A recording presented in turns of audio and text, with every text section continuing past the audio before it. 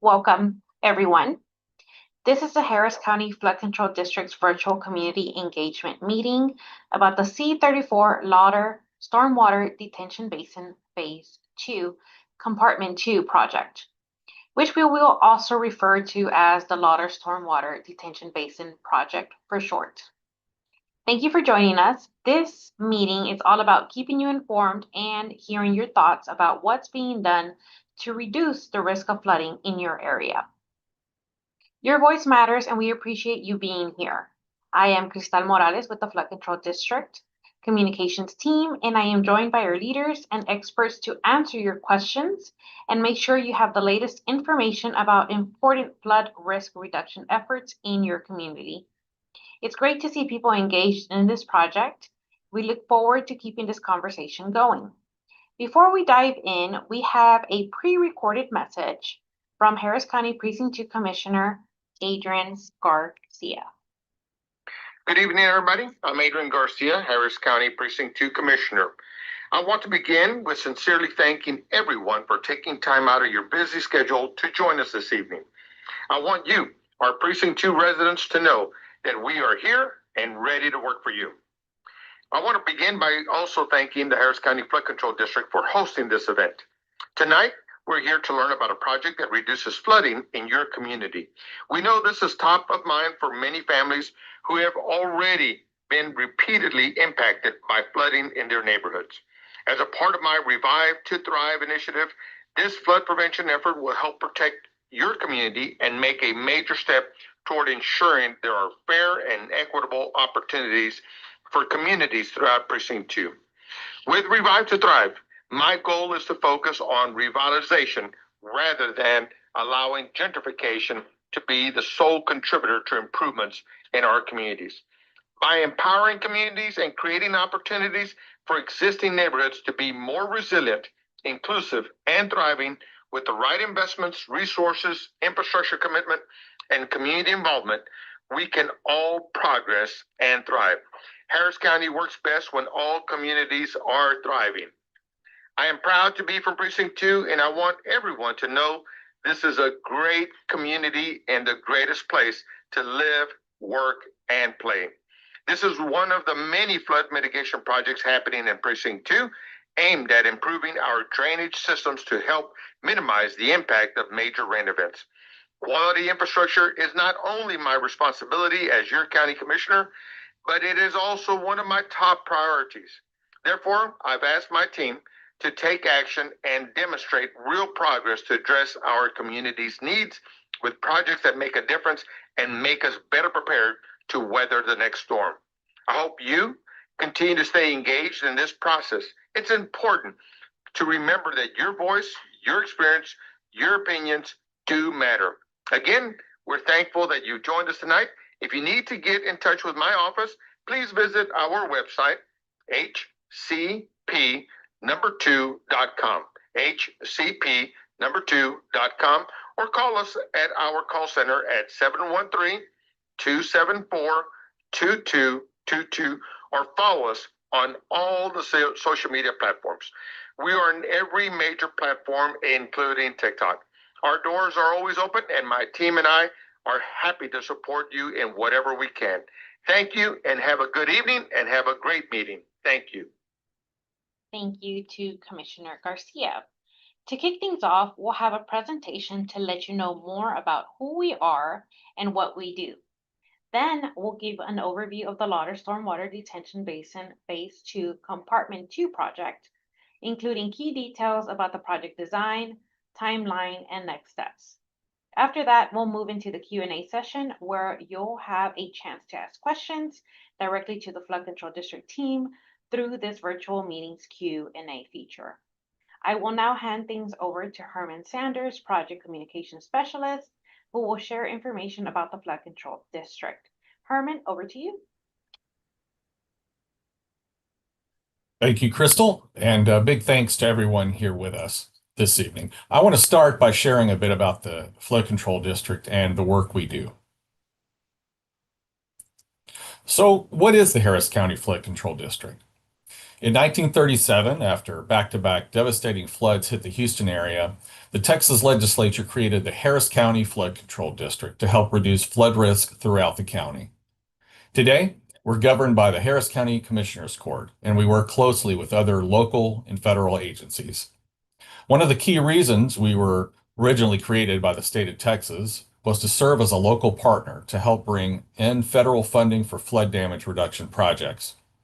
In almost the past 90 years, our scope has expanded.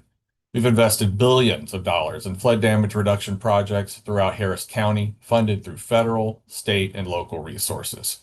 In addition to these capital projects, voters approved a property tax rate increase in 2024 to bolster our efforts on the maintenance side. These tax dollars added about $100 million annually for maintenance efforts to help keep our flood damage reduction infrastructure working as it was designed and remain effective for generations to come. The Flood Control District is incredibly unique in its mission. Not only do we plan and implement new projects that expand and improve our drainage network, but we also have maintenance teams working to keep our bayous and channels ready when the next storm hits. In fact, it's built into our mission to plan, implement, and maintain flood risk reduction projects guided by community and natural values. That last part, guided by community and natural values, is so central to who we are. That's why your input at these meetings like these matter so much. I'm sure it's safe to say that everyone joining us tonight probably knows that Harris County is prone to flooding. But why?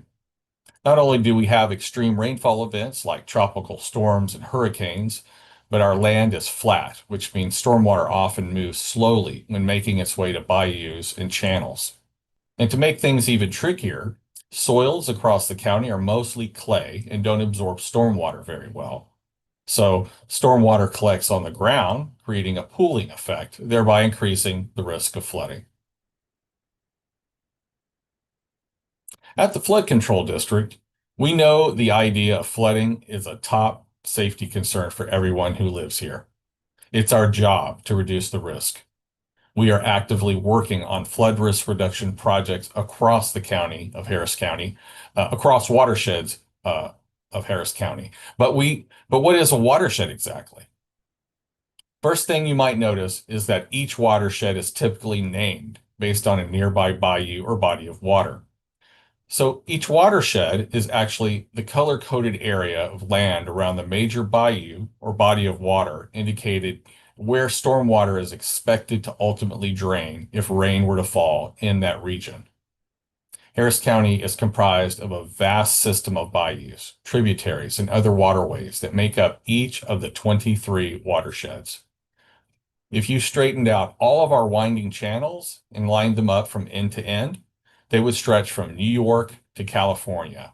That's more than 2,500 linear miles. The project we are presenting tonight is an important part of the county's drainage network located in the Greens Bayou watershed.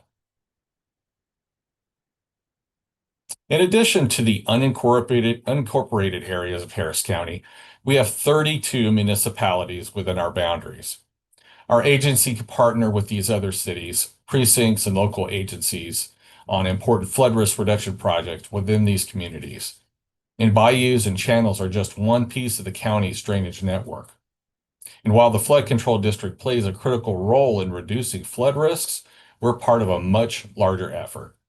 At your home and in your neighborhoods across the county, storm sewers and roadside ditches collect stormwater runoff and move it away from homes and streets.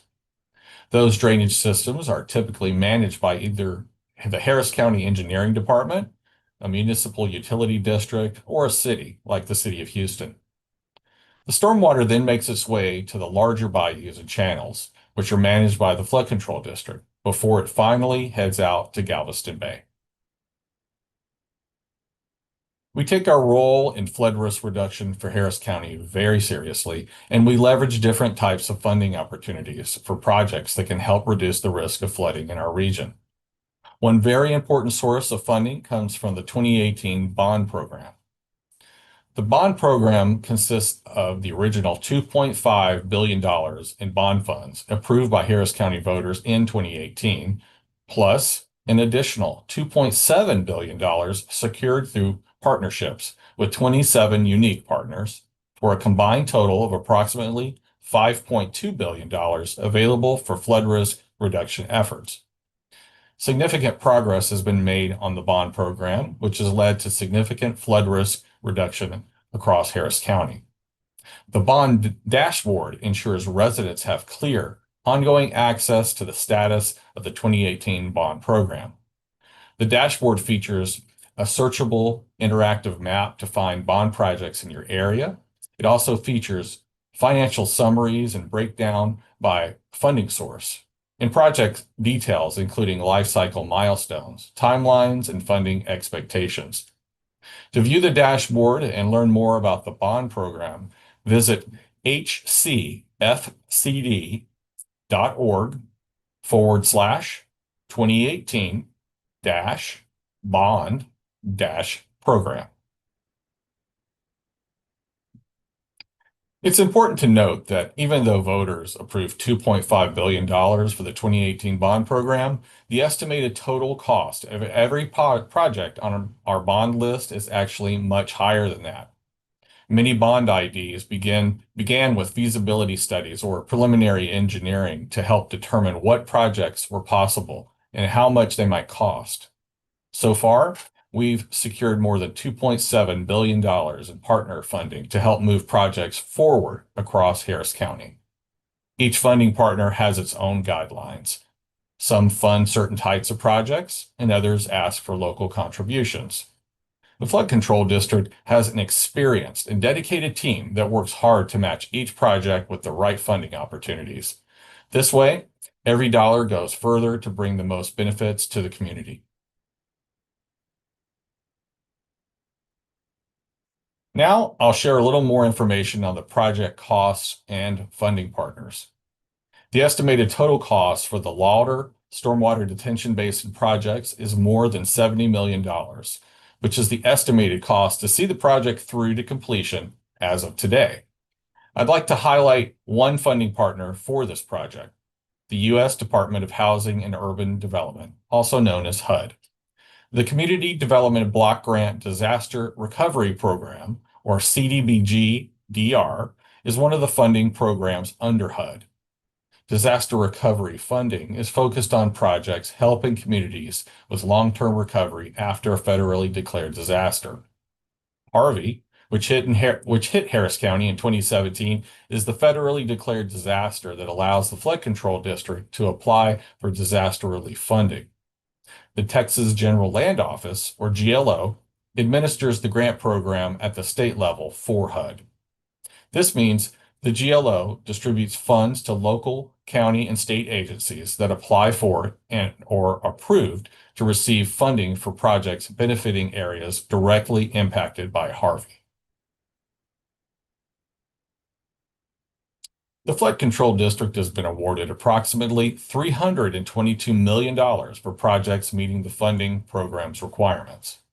The Lauder Stormwater Detention Basin Phase 2 Compartment 2 project is receiving $24.9 million in CDBG disaster recovery funding. This project's service area was determined to benefit households where at least 51% of the population meets the federal classification of low to moderate income. All Flood Control District projects receiving CDBG disaster recovery funds must be completed by February 28, 2027. I previously mentioned several sources that fund projects by the Flood Control District. Let's take a look at each of the funding sources for this project. First, after voter approval of the 2018 bond, the Flood Control District initiated bond ID C-34 for this project. The 2018 bond program allocated $5.5 million for this project for preliminary engineering and design efforts. And as we mentioned, we also secured $24.9 million in Community Development Block Grant through the Disaster Recovery Program. The current estimated project budget for the second phase is about $29 million. All non-CDBG funding sources must be applied to this project prior to our ability to utilize CDBG disaster recovery funds. Now that we've shared some key background information, we'll get into the important details about this project. As we go through the project details, please feel free to drop any questions or comments into the Q&A box. And with that, I'll hand it over to Melissa Meyer, the Partnerships and Programs Division Manager for the Flood Control District, to share more about the Greens Bayou Watershed and the project. Melissa, over to you. Thanks, Herman. First, I'll briefly share some background details about the project, including where it's located, the recommended design, timeline, and next steps. This project is located in the Greens Bayou Watershed, shown on the map in light gray. The upper reaches of Greens Bayou flows east, and the lower reach flows south into the Houston Ship Channel. This watershed covers about 212 square miles, and there are about 308 miles of open streams, including the primary streams and tributary channels. This watershed includes three major channels, Greens Bayou, Garner's Bayou, and Reinhardt Bayou. Hall's Bayou is technically a separate watershed, but it drains into Greens Bayou as a tributary. Storm surges can influence flooding levels along the lower 10 miles of the watershed, which is the portion of Lower Greens Bayou that is downstream of US 90. So when we look at Greens Bayou, we can divide the watershed into three main areas.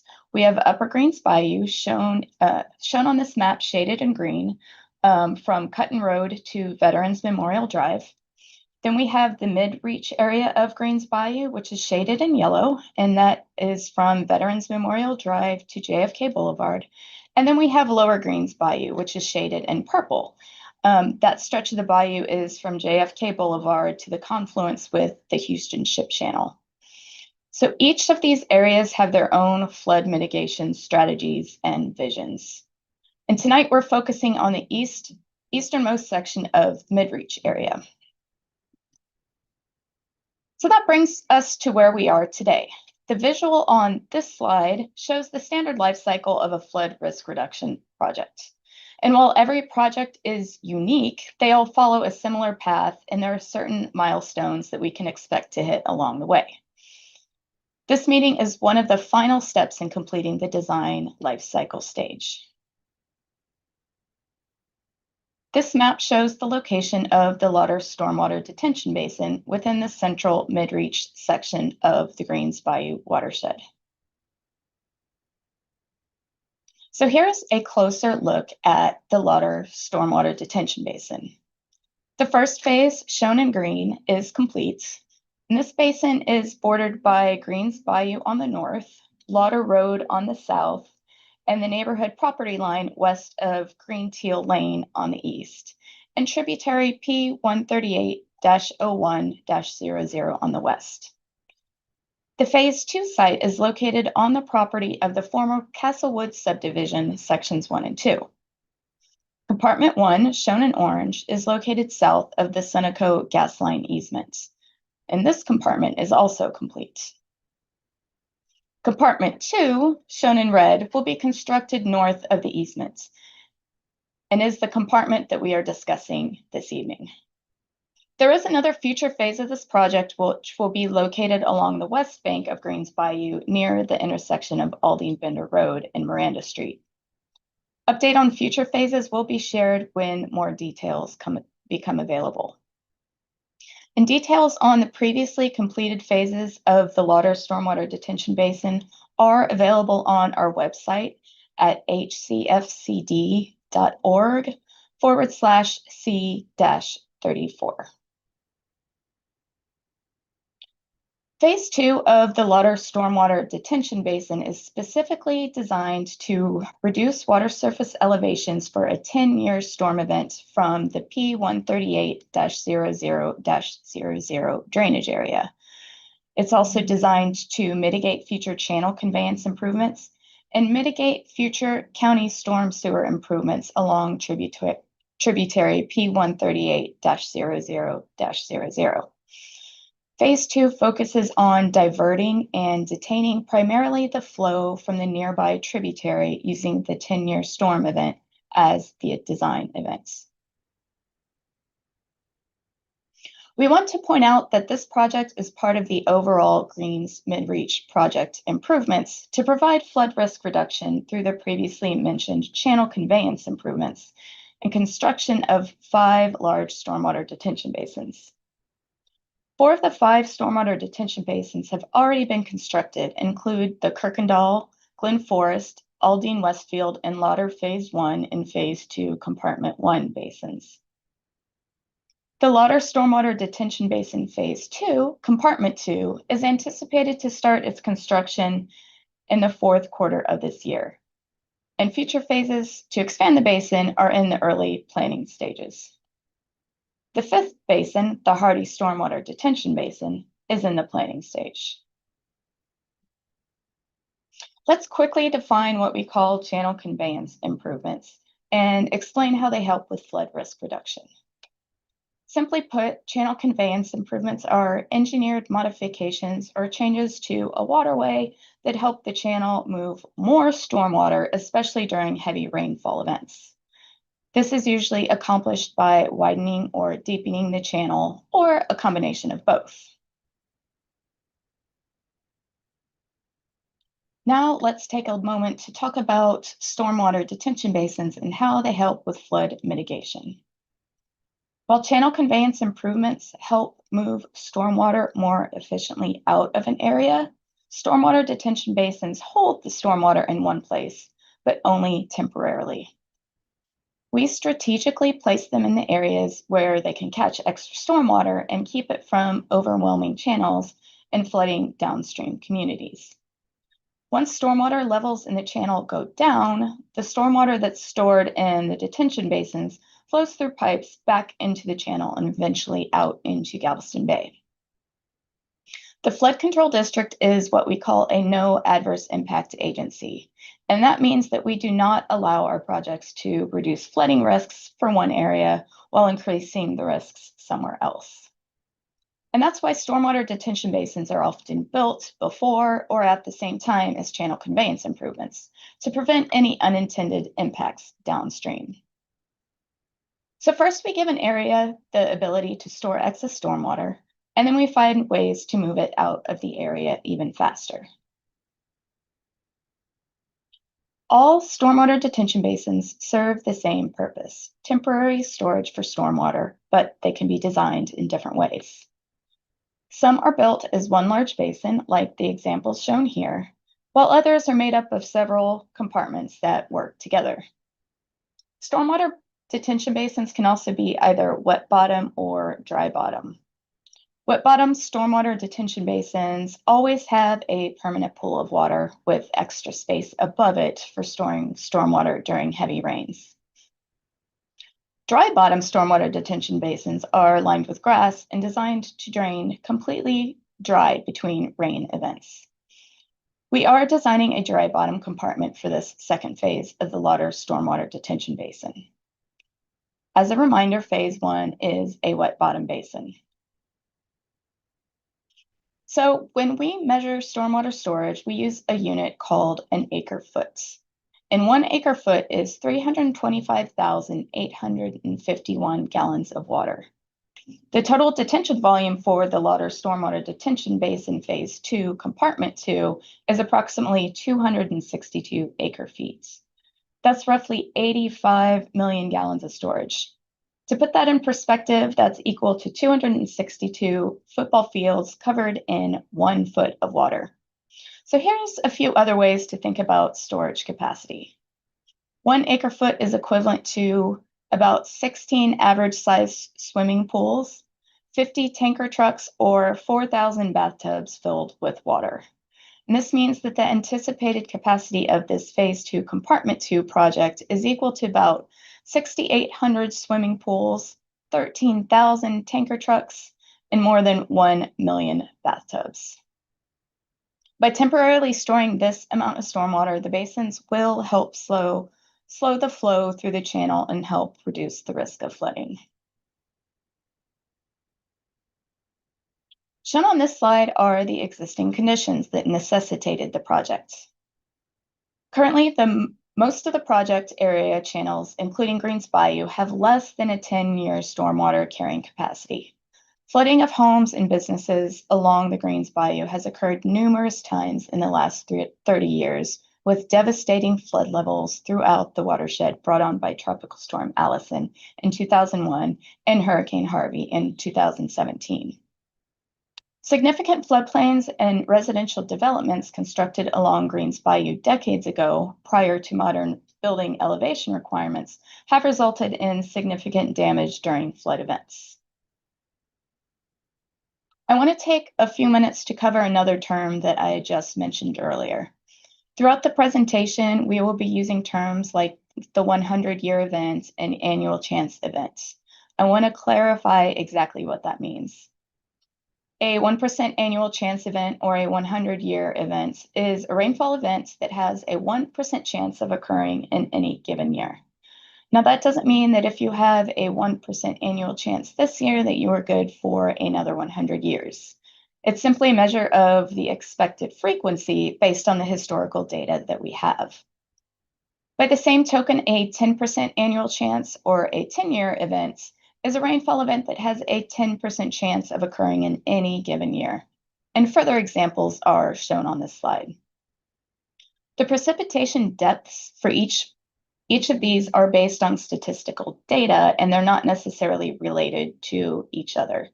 For instance, a 10-year event does not have 5 times as much rainfall as a 2-year event, and a 100-year storm does not have 10 times the rainfall of a 10-year storm. Finally, the floodway, shown in the darkest shade of blue, is where the water is likely to be the deepest and fastest. It is the area of the floodplain that should be kept free of obstructions to allow floodwater to move downstream. This slide shows the estimated benefits for the Lauder Stormwater Detention Basin Phase 2, Compartment 2 only. As you can see on the chart, Compartment 2 is estimated to remove the 100-year regulatory floodplain from more than 29 structures, 5.53 acres, and about 0.14 miles of roadway. In addition, as stated earlier, this project also provides detention volume to support other Harris County projects and the overall Greens Bayou Mid-Reach project. Now that I have provided an update on the Lauder Stormwater Detention Basin Phase 2 Compartment 2 design and anticipated benefits, let's take a look at the timeline and our next steps. When following our project lifecycle, after the design stage comes the project bidding and construction stage. As part of our standard practice, the Flood Control District will advertise the project for bids, and we anticipate this happening in the fourth quarter of 2025. After the bids are received and reviewed, the contract can be awarded after approval from Harris County Commissioners Court. And based on our current timeline, we anticipate construction to start on the Phase 2 Compartment 2 project by the second quarter of 2026. And if everything progresses according to plan, construction for the second phase compartment could be completed by the first quarter of 2027, which meets the CDBG Disaster Recovery Fund's deadline. We do not currently have a timeline for the future phases, but as those details become available, we will provide an update to the community. Again, we appreciate you attending this meeting to learn more about our work. And it's now time to hear any questions and comments that you'd like to ask or share. So hand it back over to Crystal to kick off the Q&A. Crystal? Thanks, Melissa. Before we move into the Q&A, I just want to say again, we truly value your input. Your feedback helps shape this project and others happening across Harris County. Every comment and question we get tonight will be considered as we move forward, and the conversation doesn't end here. If you'd like to stay updated, ask more questions, or sign up for our mailing list, please visit hcfcd.org/C-34. As a reminder, you can use the Q&A feature through this virtual meeting to submit a question or comment while we're together tonight. Para los que hablan español, pueden usar la función de preguntas y respuestas durante esta reunión virtual para enviar sus preguntas o comentarios mientras estamos aquí esta noche. Ahora es momento de responder algunas de sus preguntas. I want to point out that any questions we don't get during tonight's Q&A will receive a response after the meeting. Information from this meeting and a recording of this live stream will be available on our website and YouTube channel. Joining Melissa for our Q&A session tonight are Samson, Flor, and Dr. Sue with the project team. Now it's time to take some of your questions. While we're waiting for questions to come in, we can talk about some of the most frequently asked questions that we hear about projects. Samson, the first question is for you. Please recap the project for those who may have joined the meeting late by restating the project objectives.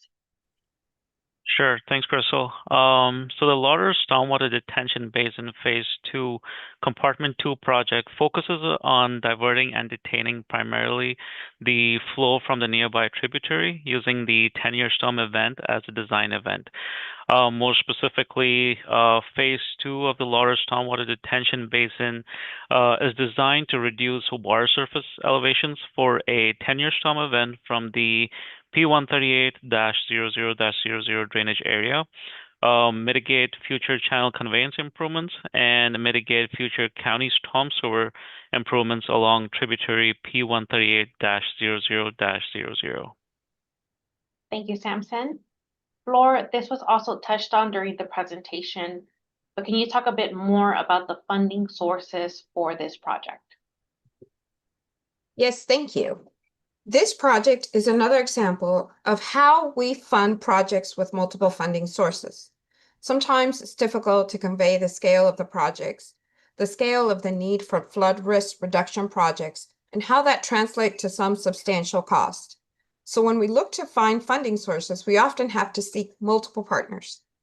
The Lauder Stormwater Detention Basin Phase 2 Compartment 2 project is being funded by multiple sources, including $24.9 million from the Community Development Block Grant Disaster Recovery Program and approximately $5.5 million from the 2018 bond program. Thank you, Flor.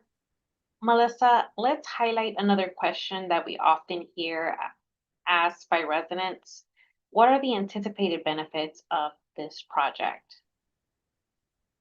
Sure. So the overall Grins Bayou Mid-Reach project is estimated to remove the 100-year floodplain for more than 1,000 structures, as well as 26.3 miles of roadway and more than 1,000 acres in the project area. So basically a heavy rain event, the channels won't get overwhelmed as they would without the project. But this project specifically, the Lauder Stormwater Detention Basin Phase 2 Compartment 2, is designed to remove the 100-year floodplain from 29 structures, 5.53 acres, and about 0.14 miles of roadway. Thank you, Melissa.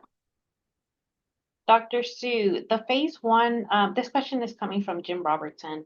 The Phase 1 detention basin has curvilinear sides. The Phase 2 basins appear to have more geometric sides. Is there a reason for these differences? Why is Phase 2 Compartment 2 a dry bottom detention basin rather than a wet bottom basin? Yes, thank you. Can you hear me okay? Yes, can hear you. Okay. Yeah, so the Phase 1 basin, when it was being designed, the design team, flood control, worked with closely with Harris County and Precinct 2, and aesthetic was a big consideration at the time.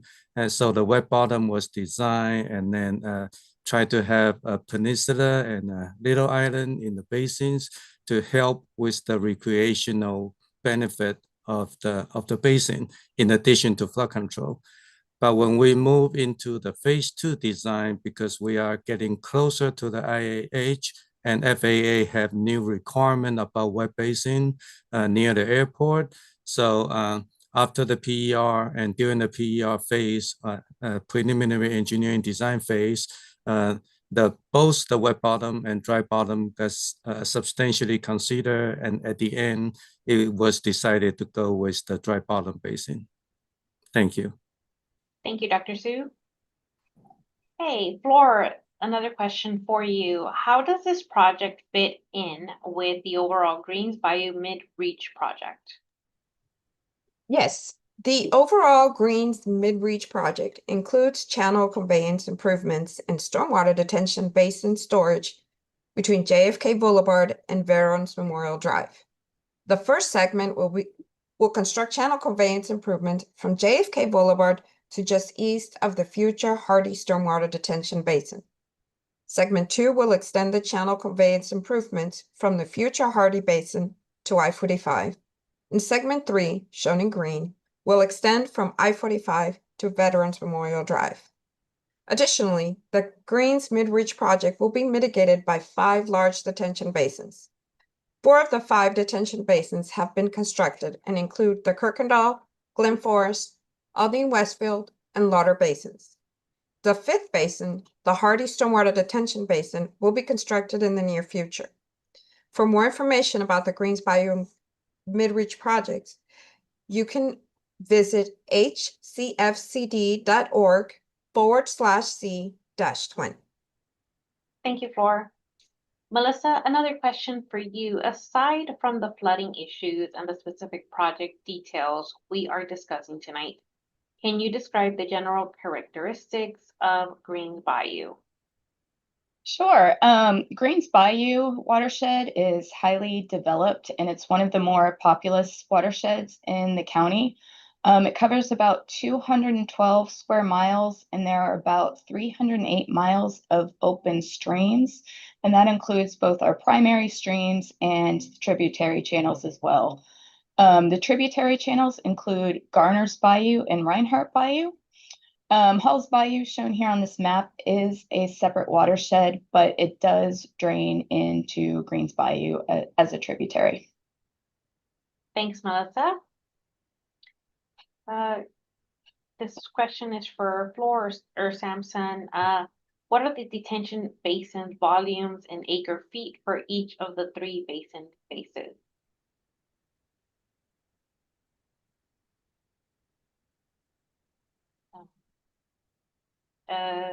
Anybody wants to take that?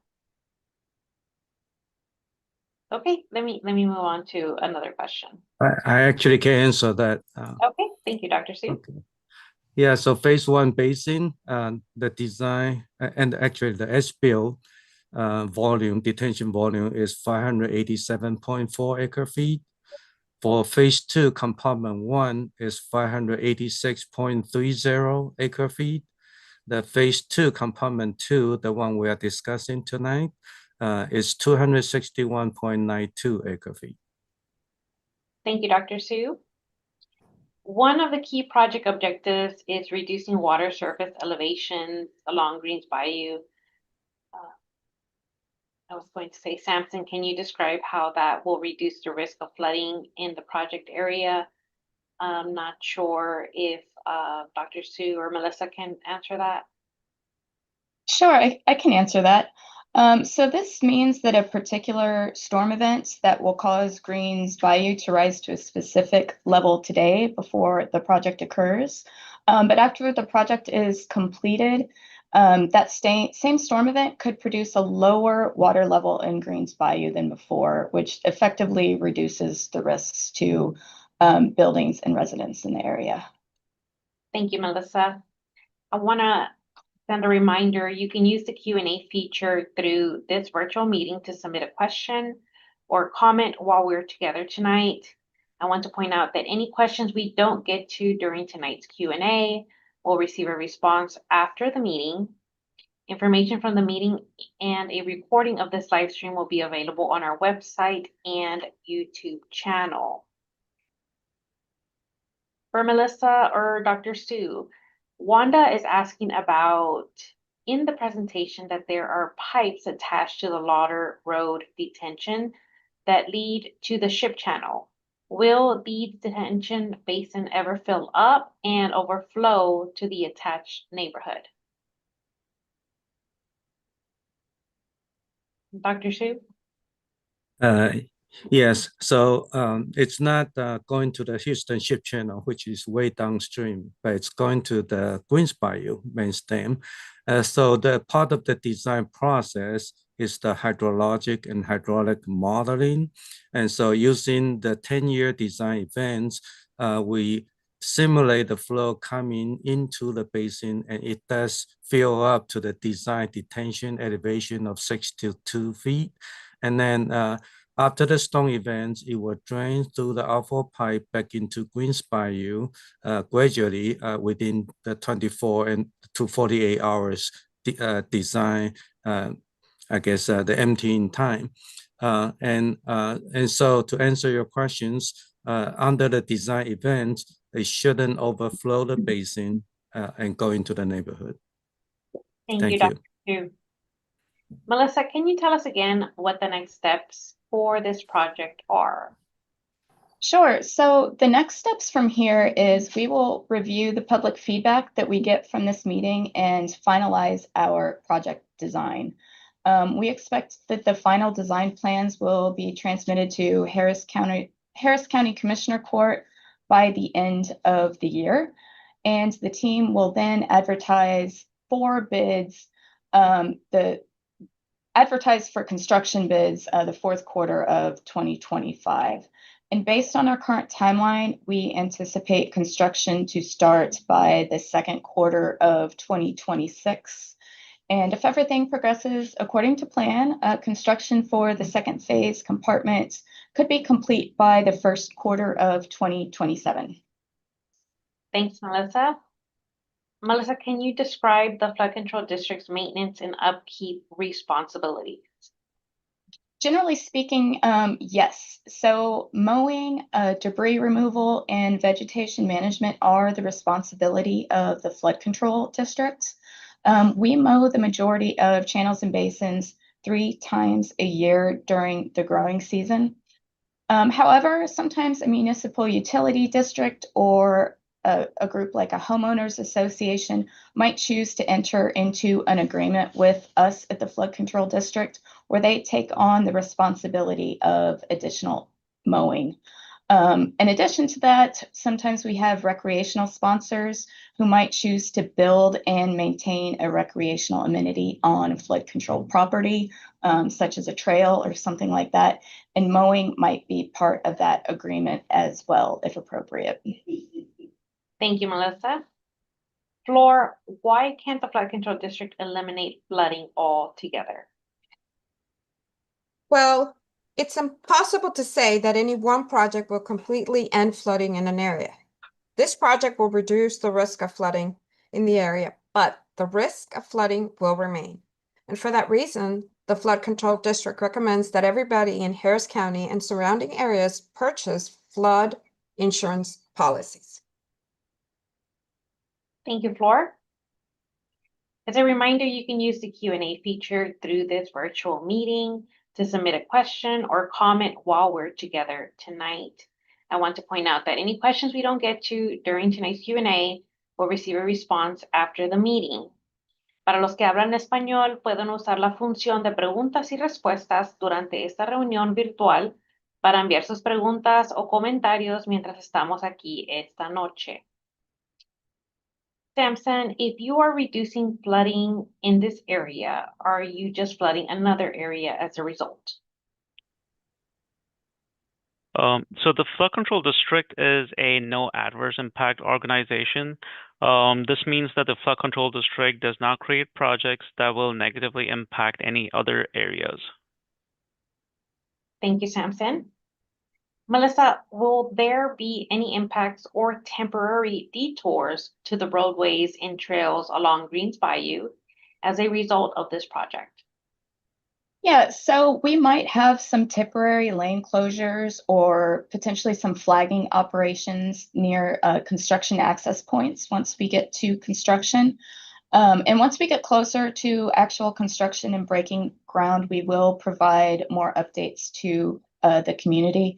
And we do always work really hard to try and minimize any traffic and any traffic disruptions and keep all of the construction impacts as minimal as possible. And we will continue to keep the community informed. Thank you, Melissa. Samson, are any of the other project areas in Greens Bayou located in areas of interest for buyouts? So following Tropical Storm Allison, the Flood Control District initiated a robust countywide voluntary buyout program to help move eligible homeowners out of harm's way. The program included several areas of the Greens Bayou. If you want to find out more about our buyout program, please visit our website at hcfcd.org/buyout. You can see the latest information on the Flood Control District's buyout program, what we've accomplished so far, the partnerships we're currently seeking, and learn more about the buyout process from start to finish. Thank you, Samson. For Dr. Sue, Wanda is asking another question. Is it safe to say that the neighborhood near the Lauder Detention Basin is now in the 100 or 500-year floodplain plan? The 100 and 500-year floodplain, they were determined by a separate process. So in the past, it was the TSAR project, and then now it's the flood map and the next map project, or I think it's called map next projects. And so it has to go through FEMA review before it becomes permanent. So if you went to the FEMA website, the current, we call it the effective floodplain map, is on the FEMA website. It's the 1% chance being the 100-year event. So to answer your question directly, the project is not changing the floodplain map at this time. The FEMA map, effective map, will stay effective until it got changed by the map next project. And the map next project is incorporating not just the Lauder Stormwater Detention Basin, but all those mid-reach projects. There are all the detention basin channel improvement projects are included in the next floodplain map. So the floodplain map will be updated once the map next project is completed. Thank you, Dr. Sue. As a reminder, you can use the Q&A feature through this virtual meeting to submit a question or comment while we're together tonight. Para los que hablan español, pueden usar la función de preguntas y respuestas durante esta reunión virtual para enviar sus preguntas o comentarios mientras estamos aquí esta noche. For Dr. Sue, please repeat the volumes in acre feet for the 3 basins. Okay, for phase 1 basin, it's 587.4 acre feet. For phase 2, compartment 1, it's 586.30 acre feet. For phase 2, compartment 2, is 261.92 acre feet. So the total volume is 1,435.62 acre feet. And the future phase 3 hasn't been designed yet, so we don't have the volume for it at this time. Thank you. Thank you again for joining us and being part of this important conversation. If you think of questions or comments later, or if you're watching this on replay and have something you want to add, please submit a comment on the Harris County Flood Control District's website at hcfcd.org/C-34. We will continuously share updates on this project as our work moves forward. So be sure to sign up for updates on our website and follow us on social media to stay up to date on what we're doing in your neighborhood and beyond. Before we end tonight's meeting, we have a couple of important reminders. We encourage everyone to sign up for alerts from the Harris County Flood Warning System. These near real-time alerts can be customized to specific areas, such as where you live, work, and commute to help you stay informed and prepared. To sign up, visit fwsalerts.org. To view the tool's interactive map and monitor rainfall and water levels along the bayous and channels, visit harriscountyfws.org. We also encourage everyone to get flood insurance. People usually think that flood insurance around the hurricane season, which runs from June to November, but flood season is year-round in Harris County, and we urge you to protect your home and property. Thank you, stay safe, and have a good evening.